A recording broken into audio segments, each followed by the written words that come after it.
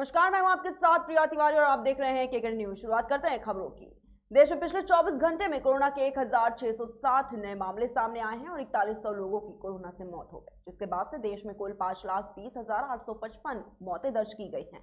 आपको बता दें कि 4100 मौतों में महाराष्ट्र और केरल के बैकलॉग मामले जोड़े गए हैं। वहीं महाराष्ट्र में 4005 जबकि केरल की अगर बात करें तो 79 बैकलॉग मौतें हुई है। वहीं 2349 लोग कोरोना से ठीक हुए हैं। फिलहाल भारत में एक्टिव केसों की संख्या 16,741 हो गई है। वहीं कल के मुकाबले आज कोरोना के नए मामलों में मामूली गिरावट दर्ज की गई है। वहीं देश में कोरोना के कल 1685 नए मामले सामने आए थे और 83 लोगों की मौत हुई थी। साथ ही कोविड-19 से मृत्यु दर 1.20% के आसपास थी। और इस बीच केंद्रीय स्वास्थ्य मंत्री मनसुख मंडाविया ने शुक्रवार को ये बताया कि अब तक 12 से 14 साल के 1 करोड़ से अधिक बच्चों को कोरोना के टीके की पहली खुराक दी जा चुकी है। जानकारी के मुताबिक इस आयु वर्ग के लाभार्थियों का टीकाकरण 16 मार्च को शुरू हुआ था। इन्हें कॉर्बोवैक्स टीका लगाया जा रहा है और इस टीके की दूसरी खुराक 28 दिनों के अंतराल पर दी जानी होती है।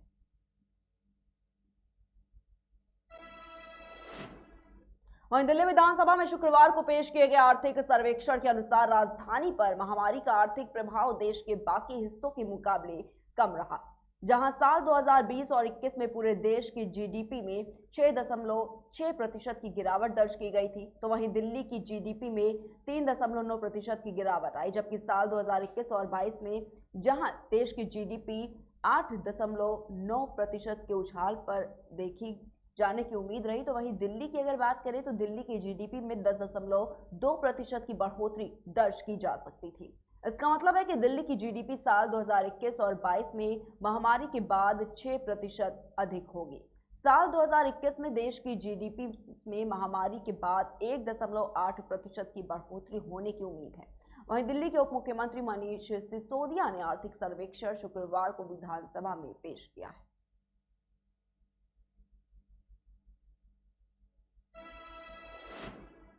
उत्तराखंड में अचानक बिजली संकट पैदा हो गया है और इसके कारण लोगों को दिक्कतों का सामना करना पड़ रहा है। राज्य के मैदानी इलाकों में गर्मी बढ़ गई है और इसके कारण बिजली की मांग में इजाफा हो गया है। वहीं राज्य में बिजली की मांग बढ़ने के कारण अघोषित बिजली कटौती शुरू हो गई है। फिलहाल बिजली कटौती का असर प्रदेश के उद्योगों, ग्रामीण क्षेत्रों सहित छोटे शहरों में देखने को मिल रहा है और राज्य में रोजाना 1.5 से 6.5 घंटे तक बिजली कटौती होनी शुरू हो गई है। राज्य में 40 मिलियन यूनिट की मांग के मुकाबले केवल 31 मिलियन यूनिट बिजली ही मिल रही है, जिसका असर बिजली के सप्लाई पर पड़ रहा है। और मीडिया रिपोर्ट के मुताबिक यूपीसीएल को यूजेवीएनएल से प्रतिदिन 13.5 मिलियन यूनिट बिजली मिल रही है, जबकि राज्य में मांग 40 लाख यूनिट के करीब है। वहीं केंद्र पूल रॉयल्टी सहित अन्य स्रोतों से केवल 31 मिलियन यूनिट बिजली ही मिल पा रही है। जरूरतों को पूरा करने के लिए बाकी 9 लाख यूनिट बिजली बाजार से जुटाई जा रही है। फिलहाल राज्य में बिजली की कमी का असर पहाड़ी और ग्रामीण इलाकों में दिखाई दे रहा है। हालांकि राजधानी देहरादून, हरिद्वार, यूएस नगर, नैनीताल के शहरी इलाकों में बिजली की ज्यादा कटौती नहीं की जा रही है, लेकिन ग्रामीण इलाकों में इसका असर साफ तौर पर दिख रहा है और रोजाना बिजली की कटौती हो रही है।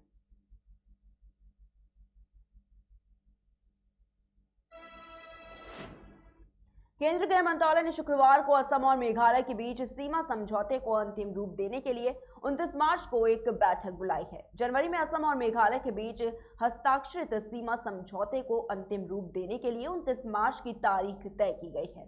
मेघालय के मुख्यमंत्री कोनराड के संगमा ने शुक्रवार को संवाददाताओं से कहा कि मुझे एक आधिकारिक संचार मिला है कि गृह मंत्री अमित शाह ने 29 मार्च को शाम 4:30 बजे तारीख तय की है। मेघालय के मुख्यमंत्री कार्यालय ने यह कहा कि दोनों राज्यों के सीएम और सीमा समिति के अधिकारियों को त्रिपक्षीय बैठक के लिए तैयार रहने के लिए कहा गया। वहीं गृह सचिव भल्ला और अतिरिक्त सचिव पीयूष गोयल ने नॉर्थ ब्लॉक में 1 घंटे की बैठक की, जहां दोनों अधिकारियों ने मसौदा समझौते पर विस्तार से चर्चा की। बैठक में दोनों राज्यों के मुख्य सचिव ने भी वीडियो कॉन्फ्रेंसिंग में भाग लिया। वहीं मसौदा समझौते के अनुसार दोनों राज्य 6 विवादित क्षेत्रों पर आपसी समझौते के लिए सहमत हुए। मंगलवार को होने वाली बैठक में ये तय हुए समझौतों के तहत 36.79 किलोमीटर की विवादित सीमा में असम 18.51 किलोमीटर जबकि मेघालय 18.28 किलोमीटर जमीन पर अपने पास रखेगा। और इससे पहले जनवरी में दोनों मुख्यमंत्रियों ने गृह मंत्री अमित शाह से मुलाकात की थी और सीमा विवाद को खत्म करने के लिए अपना प्रस्ताव पेश किया था।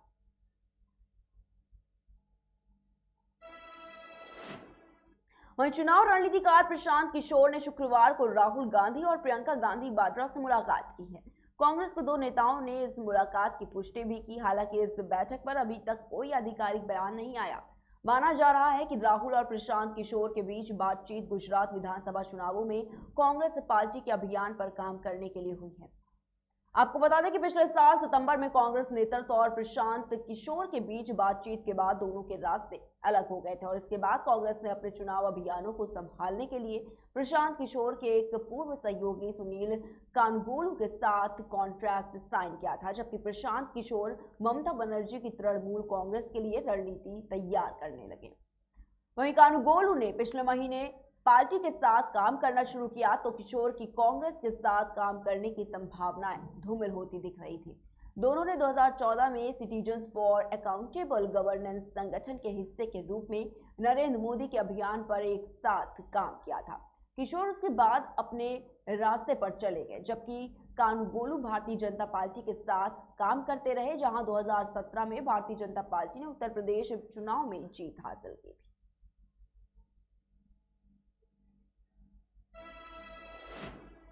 वहीं भारत चीन के बिगड़ते रिश्तों के बीच चीन के विदेश मंत्री व एनएसए वांग यी शुक्रवार को भारत दौरे पर थे और इस दौरान उन्होंने राष्ट्रीय सुरक्षा सलाहकार अजीत डोभाल व विदेश मंत्री एस जयशंकर से मुलाकात की। आपको बता दें कि वह प्रधानमंत्री नरेंद्र मोदी से मुलाकात करना चाहते थे, लेकिन भारत की ओर से इससे इनकार कर दिया गया और ऐसा माना जा रहा है कि वांग यी खास तौर पर प्रधानमंत्री से मुलाकात के लिए भारत आए थे। वह शुक्रवार को उनसे मुलाकात भी करना चाहते थे, लेकिन नई दिल्ली स्थित प्रधानमंत्री कार्यालय ने यूपी के मुख्यमंत्री योगी आदित्यनाथ के शपथ ग्रहण समारोह का बहाना बनाते हुए इससे इनकार कर दिया।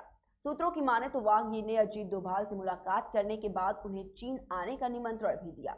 वहीं एनएसए की ओर से इस पर सकारात्मक प्रतिक्रिया दी गई है। उनकी ओर से ये कहा गया है कि मौजूदा मुद्दों के समाधान के बाद वह बीजिंग की यात्रा करेंगे।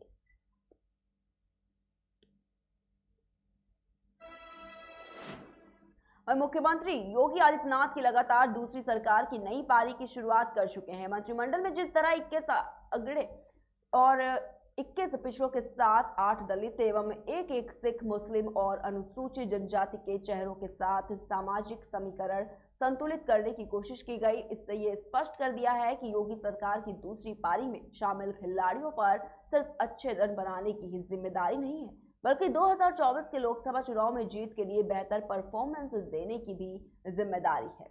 मंत्रिमंडल में सामाजिक, राजनीतिक और क्षेत्रीय सरोकारों के समीकरणों के साथ पुराने और नए चेहरों के संतुलन से एजेंडे पर ज्यादा साहस व सक्रियता से काम करने का भरोसा भी जताया गया है। डॉक्टर दिनेश शर्मा सहित कई बड़े चेहरों को योगी सरकार की दूसरी पारी में जगह न देकर ये भी स्पष्ट कर दिया है कि बेदाग छवि के साथ नेतृत्व को 2024 के लिए नतीजे देने वाले चेहरों की जरूरत है।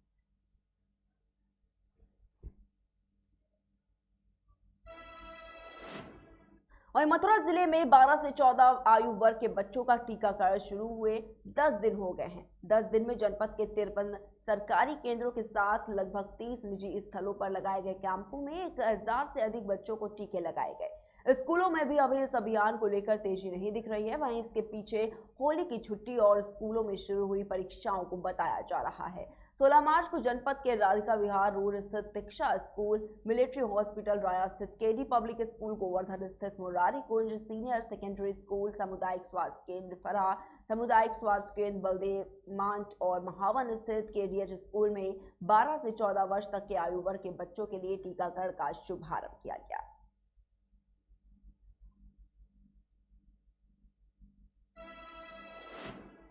वहीं दिल्ली सरकार आज वित्त वर्ष 2022 और 23 का बजट पेश करने जा रही है। राष्ट्रीय राजधानी दिल्ली के लिए वार्षिक बजट दिल्ली के उप मुख्यमंत्री व वित्त मंत्री मनीष सिसोदिया प्रस्तुत करेंगे। सदन में सिसोदिया वित्त वर्ष 2022 और 23 के लिए अनुदान मांगों का प्रस्तुतिकरण करेंगे। बजट में इस बार आम लोगों की राय भी ली गई है। वार्षिक बजट में दिल्ली की आर्थिक प्रगति, रोजगार परक अवसर का रोड मैप होगा। वहीं व्यापार और औद्योगिक क्षेत्र को बढ़ाने पर सरकार का जोर रहेगा।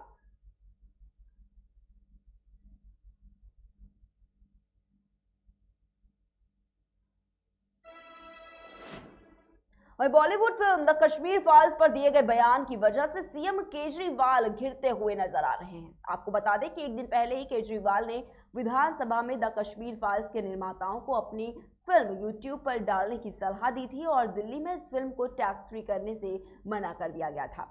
केजरीवाल के इसी बयान पर असम के सीएम हेमंत बिस्व शर्मा ने आपत्ति जताई और कहा कि हिंदुओं के घावों पर नमक न छिड़के। असम के सीएम ने ट्वीट कर कहा कि अगर आप कश्मीर फाइल्स को टैक्स फ्री नहीं करना चाहते हैं तो ना करें, लेकिन कश्मीरी पंडितों का मजाक ना उड़ाएं। उनका दर्द सेकुलरों के रवैये और तुष्टीकरण की राजनीति का ही नतीजा है। आपको बता दें कि केजरीवाल के द कश्मीर फाइल्स पर दिए गए बयान के बाद बीजेपी ने देश भर में विरोध प्रदर्शन शुरू कर दिया है। गुजरात के कई शहरों में केजरीवाल का पुतला भी जलाया गया है।